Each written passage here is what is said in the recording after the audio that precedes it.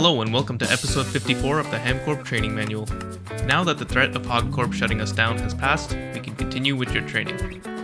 In this episode, we will start to progress towards the Tier 3 rocket.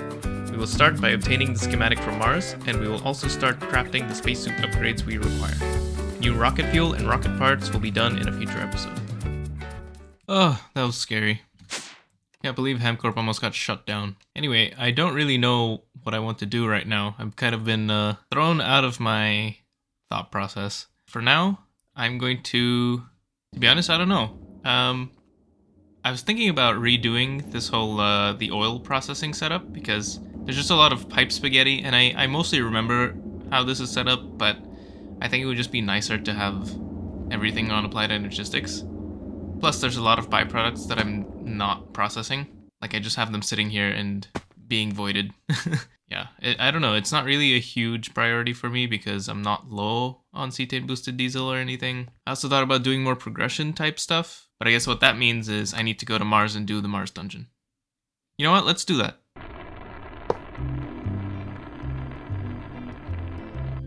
What is this? There's ice? Ice on Mars? This is a big discovery. We just discovered water on Mars. Oh my god.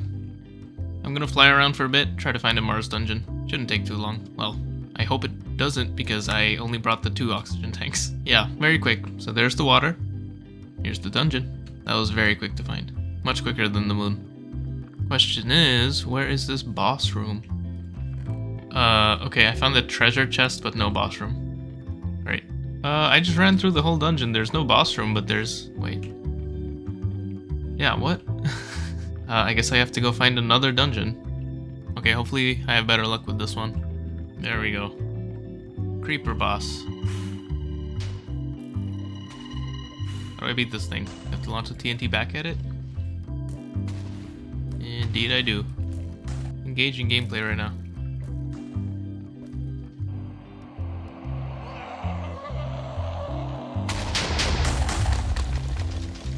Nice, great sound.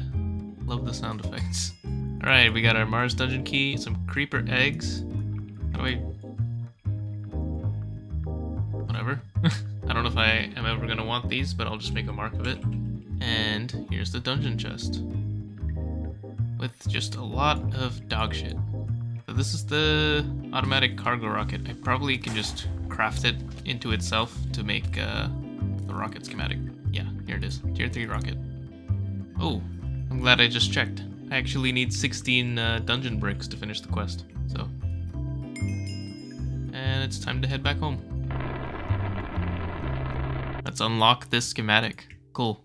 Tier 3 rocket. Now we can start constructing this thing. I do also want to make the large oxygen tanks, because they're large. And I should also set up a chlorobenzene extraction setup on Mars, because this would be very nice to get. Because we can electrolyze this to get chlorine. I guess it doesn't really matter that much because we currently already have infinite chlorine from salty roots, so not a big deal. So to progress on the rocket, I'm going to need 38 heavy-duty plates, tier 3. This uses a lot of TNT, but also heavy-duty alloy ingots, which are made in an IV assembler with molten platinum and dash plates, and heavy-duty plates tier 2, which we have. Okay, so I don't know, do we have an IV assembler? I don't think we do. That's a circuit assembler. No, we don't have an IV assembler. Never mind. Apparently we do. Or maybe I used this in something. But the quest is done. Or, oh, maybe it's up here? Yeah, here it is. Okay, we do have an IV assembler. Okay. Given that we do have one, this quest should be fairly simple to do now. Here's something I want to deal with first. So I tried to craft some blank patterns, and turns out I'm almost out of Certus quartz. And I am tired of going to the Nether, searching for one Certus quartz vein, digging it up, and then it lasts like a few days, and that's it. So I am finally going to get around to automating the Certus Princess. If you remember from our Lapis Calistus bee breeding experience, we had a few extra drones and bees that I wanted to breed, and one of them was the Certus bee. This should be pretty easy to do because it just needs normal, and it needs nether flowers. So that's pretty easy. There's plenty of space for more alvearies. I think if I put one here, this would be normal. Yeah, the biome is Cherry Blossom Grove, so this is normal. So I'm going to set up another alveary and automate this Certus bee. So I have the Certus B set up now. I'm now producing Certus combs and stone combs. I don't know about these stone combs. They're kind of useless. So I'm just going to buffer them and then void them. Because centrifuging them, it gives you a lot of this stuff. And useless was the wrong word. This is all great. I would love to have this stuff. I don't have the mental bandwidth to deal with processing all of these things right now. That I'm going to do some other time.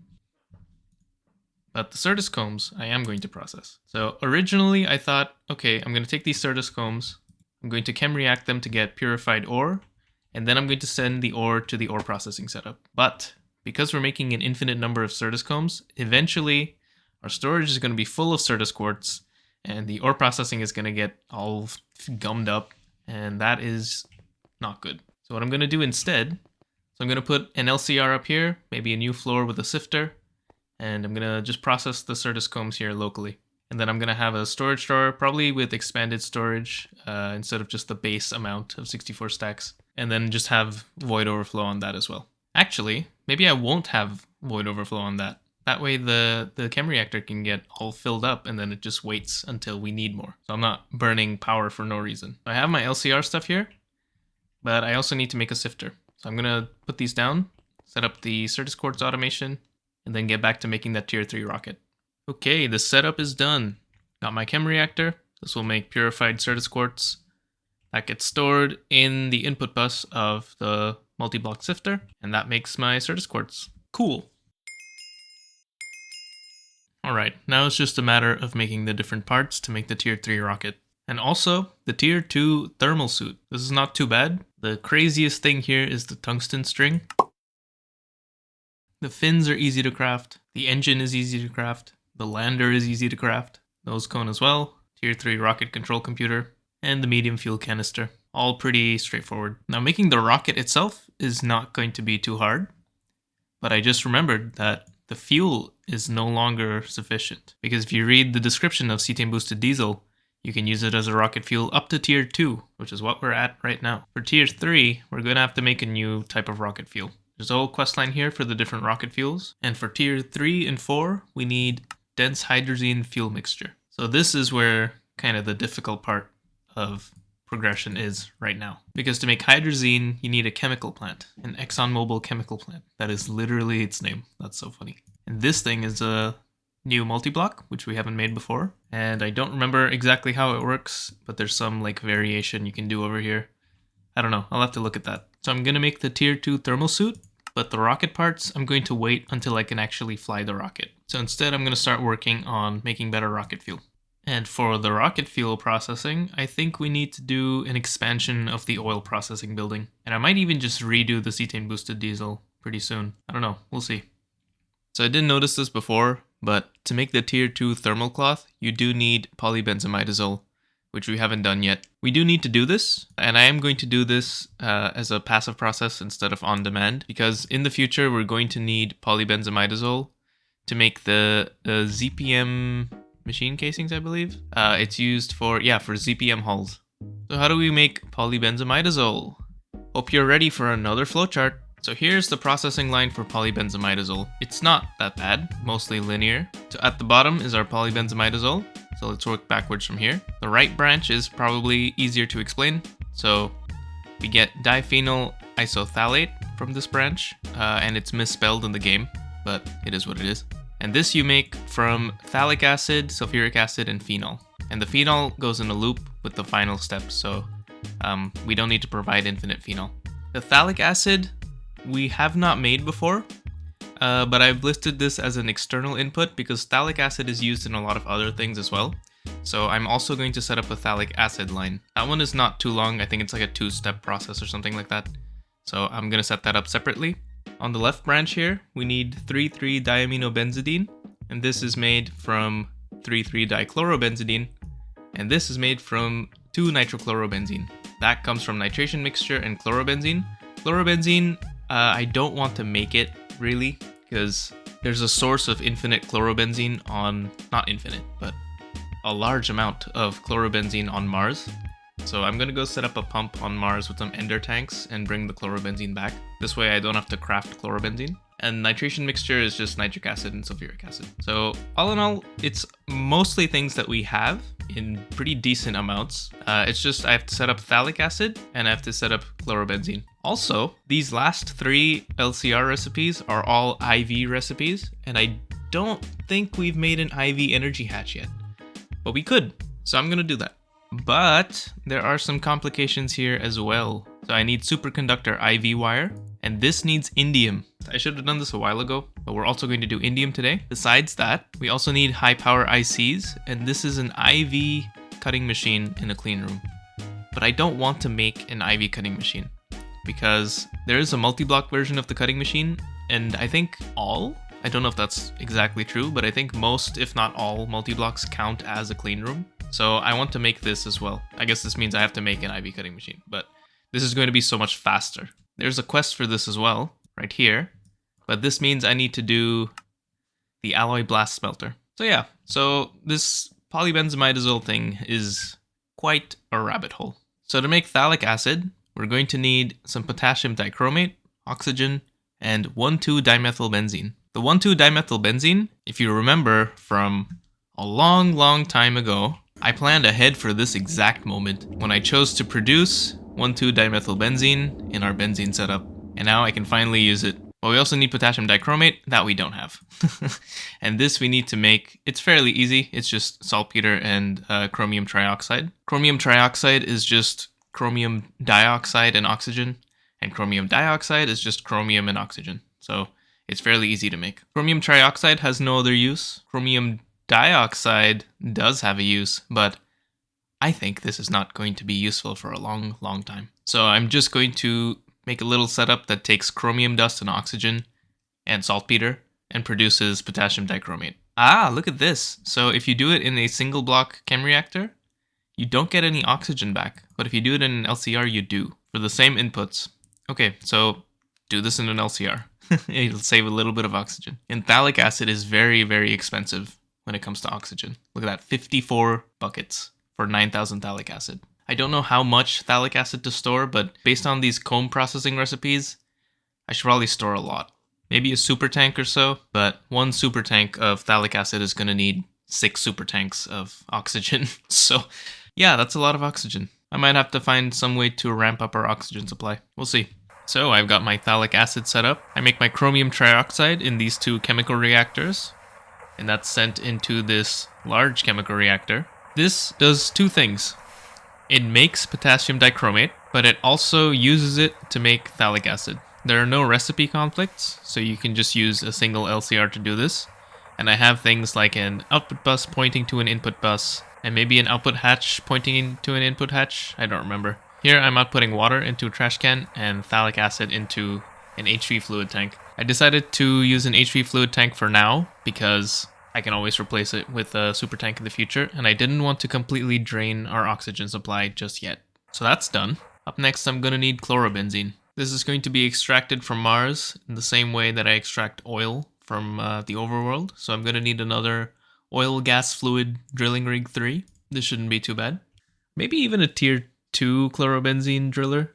I need to make a tier 2 to make a tier 3 anyway, so I guess I'll decide once I make a tier 2, depending on the titanium cost. Once I have that, I'm going to set it up on Mars, and I'm going to ender tank over some cetane boosted diesel and put it into a combustion gen to power it, and then I'm going to ender tank back the chlorobenzene and store it somewhere. I decided to go for a tier 2 drilling rig. So let me set up everything on Earth, starting with a cloud cetane boosted diesel supply. I'm going to color this lime because this is kind of a yellowy lime color, I guess.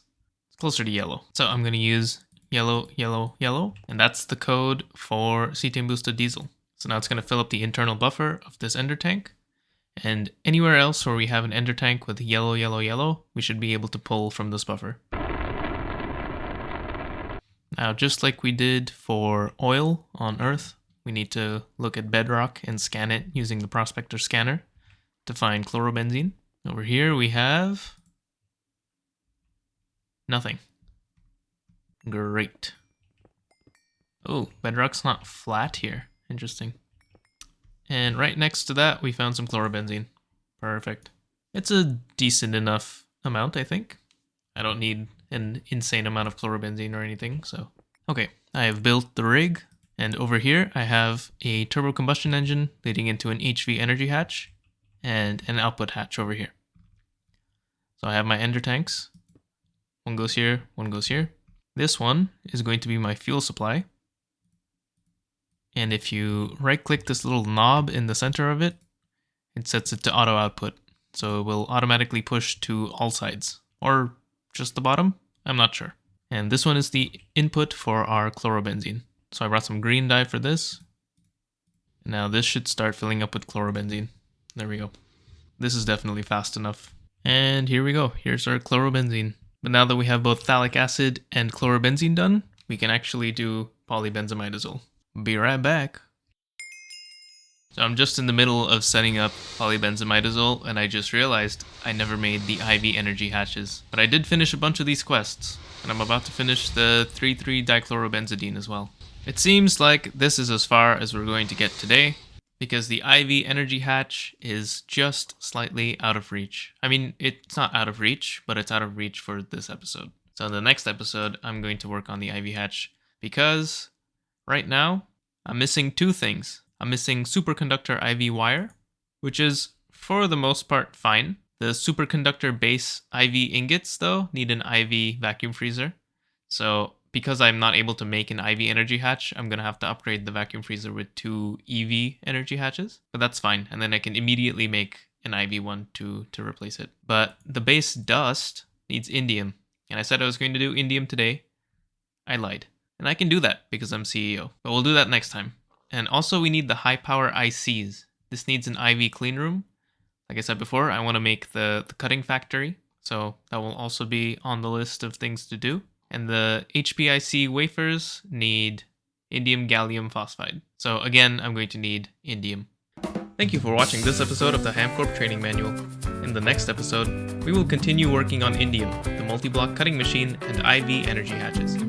All employees who have not done so already are encouraged to go back to episode 53.5 to learn how HamCorp's brave leadership quickly and effectively tackled existential threats from parent company HamCorp. HamCorp is interested in learning whether employees are interested in more interactions like that, or if we should focus exclusively on training. Please let us know in the comments or on Discord. See you next time.